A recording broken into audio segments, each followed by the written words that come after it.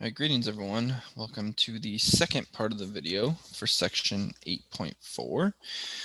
Continuing on with our study of vectors and their properties, and we'll look a little bit more at, operations with vectors, and then we'll get into some properties of vectors, or ways to describe vectors, I should say. All right, so we talked about adding vectors, and then we can also geometrically scale a vector by a constant, or as I talked about in the first video, another word for constants in this world we're talking about are scalars. And remember, the difference between a scalar and a vector is that a vector has magnitude and direction, whereas a scalar just has magnitude, it just has a number. And so we can scale the length of the vector by a constant. We're also told that scaling a vector by a negative constant will reverse the direction of the vector. So let's take a look at what this looks like. So as you see here, first of all, up above, we have the vector u. Oops. Okay. We have the vector u, but then you'll notice it's being multiplied by three different scalars in this case. And remember, these are numbers that impact the magnitude and in some cases the direction of the vector. So the first one is 3u, and you notice from the picture here, well actually first of all, here's our vector u up here. You notice from the picture 3u, what it's done, so we've basically stacked three versions of u on top of itself, and so the magnitude of the vector u has been tripled. So that bigger vector there, this one here, then that's the vector 3u, and it will have a magnitude that is triple the magnitude of the vector u. Notice, however, that the direction of the vector u did not change. It is still pointing in the same direction. Okay, so scaling a vector by a positive scalar does not change the direction. In the case of negative u, which hopefully you would also agree with me that we could rewrite this, negative u would be the same as negative 1u, right? Because putting a negative sign in this front of something is the same as multiplying by a negative 1. But notice what that does is changes the direction of u. So in this case, the magnitude of u did not change. It's still the same magnitude it had before, but the direction has been flipped in the opposite direction. So the original vector u up above was pointing in kind of a northeasterly direction, but negative u down there is pointing in kind of a southwesterly direction. And then we can also, in some cases, combine negatives and scalar multiplication. So here we have the vector negative 2u.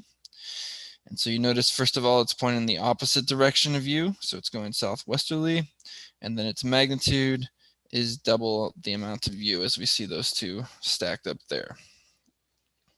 Okay, so that's some scalar multiplication with vectors. All right, so let's use that to do what looks like a subtraction problem with two vectors. So we have the same vector u and v from before, but we're doing u minus v this time. However, note that if we have something like u minus v, as I just talked about, that can be written as u minus 1v. And if you think about an algebra, when we subtract something, that's the same as adding a negative, right? So u minus 1v, we can actually write as u plus negative 1v. And what we see then is that the vector v is being scaled by a negative 1, and then the resulting vector is being added to the vector u. So let's look at how we would do that. So number one, let's find the vector negative 1u. We know it doesn't change the magnitude of u, it just switches the direction. So it would look like this green one I'm doing right here, so negative 1v. So notice that has the same magnitude as the vector v, but it's going in the opposite direction. And now we take that and add it to the vector u.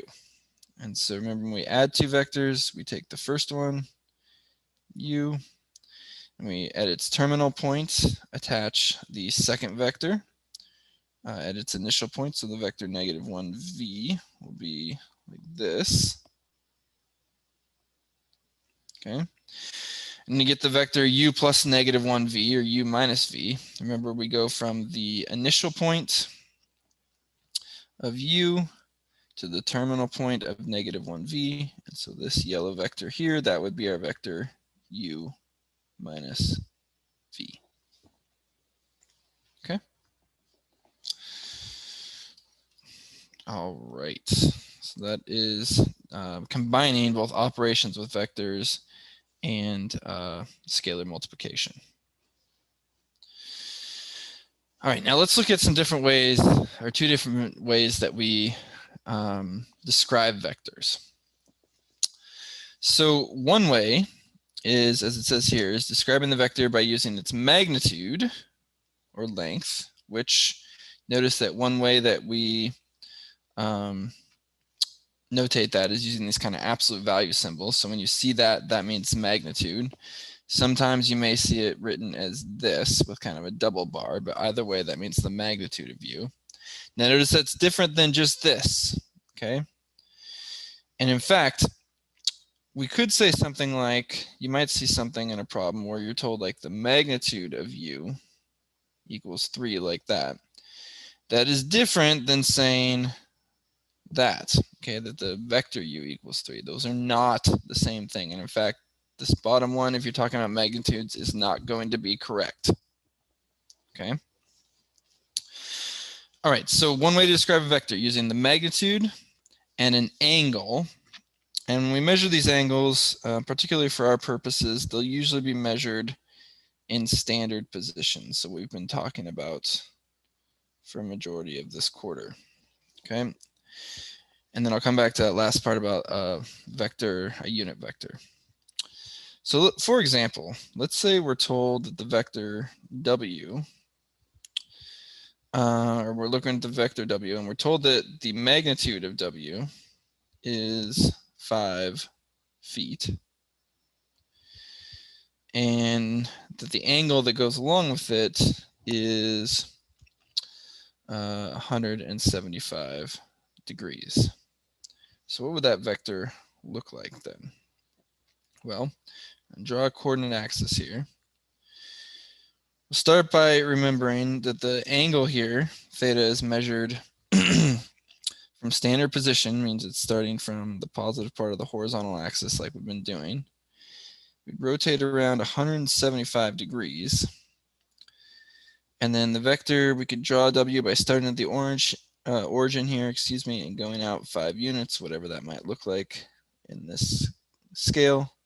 And sorry, this right here, oh my goodness, hold on, I apologize, there we go. So in that yellow vector there, that would be the vector u. Okay, so pointing in kind of a, what direction is that? Northwesterly direction.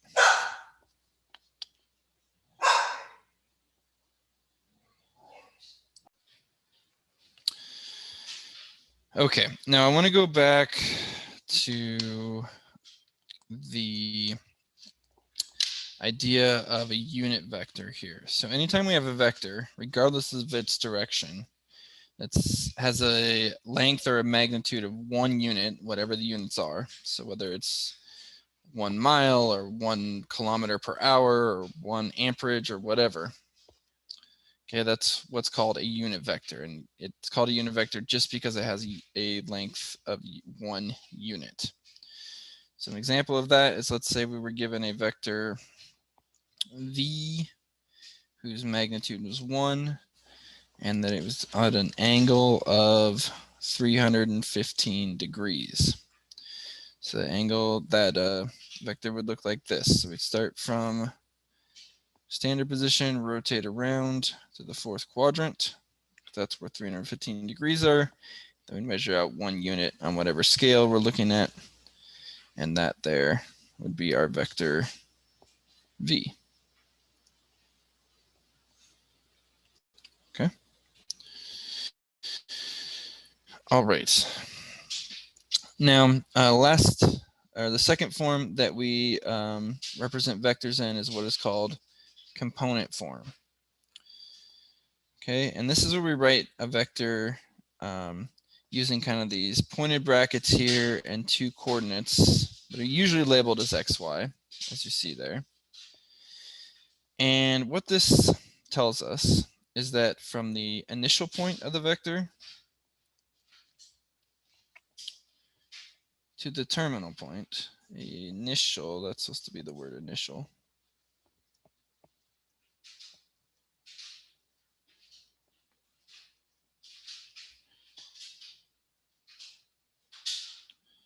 So it tells us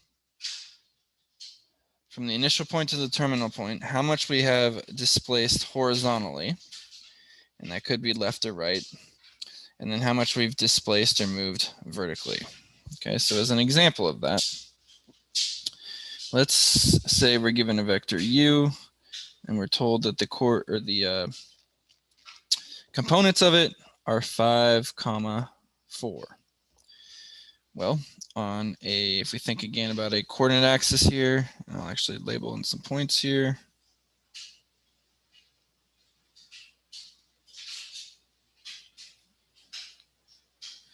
If we put the initial point at the origin, well, these components here are telling us that in the horizontal direction, we need to move positive 5 units, and in the vertical direction, positive 4 units. So we would go over to the right 1, 2, 3, 4, 5, and then vertically up 1, 2, 3, 4.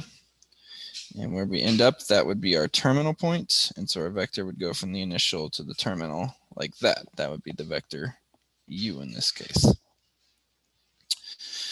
Another example, if we say I have a vector x and we're told that the components are, say, let's say -4, -3, what would that one look like? Well, again, we're going to put the initial point at the origin here. And then the fact that our displacement horizontally now is -4, as you might imagine, means now we're going to go to the left 4. And the vertical displacement being a -3 means go down 1, 2, 3. And that will tell us where our terminal point is. And so then we connect the two. And in this case, that pink vector there would be our vector x. Okay. Now, I'll also say that in a lot of situations, working with the component form of a vector is often more useful for us. And so we need to be able to convert when we're given the, say, the magnitude and direction or angle of a vector. We often will need to convert it into its component form. And as you might imagine, this relates to trig directly. And we're going to use this picture here to kind of help us understand how that would work. So I'm going to redraw this triangle, but here's my vector u. Okay, and let's say it has a displacement of x units horizontally and y units vertically. You notice we get a right triangle.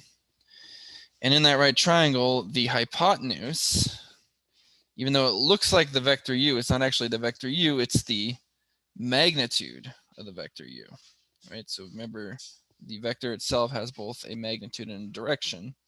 But for this right triangle, in order to find the lengths of the sides here, we would need to know the magnitude of the vector.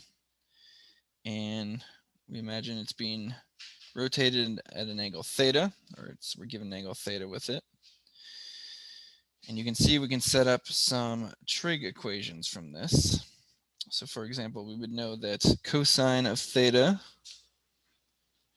is equal to the adjacent side, which is x, over the length of the hypotenuse, which in this case is the magnitude of the vector. And then the sine would be equal to the opposite side, which is y, over the length of the magnitude of the vector, which would be the hypotenuse. And then notice in both cases we can multiply by the magnitude of the vector on both sides.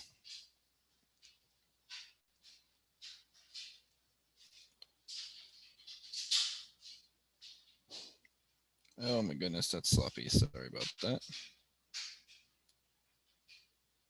There we go. And those will cancel out on the right-hand side. And so what we get then is that x is given, the x component is given by the magnitude of the vector times the cosine of the angle, and the y component is given by the magnitude of the vector times the sine of the angle. And hopefully this isn't too surprising, because if we think of the magnitude of the vector, say representing a value I'll call r, then what these really formulas really become are x equals r cosine theta and y equals r sine theta, which hopefully look familiar from when we talked about polar coordinates. All right, in the next video, we'll use these formulas to solve for some problems. All right, thanks for watching.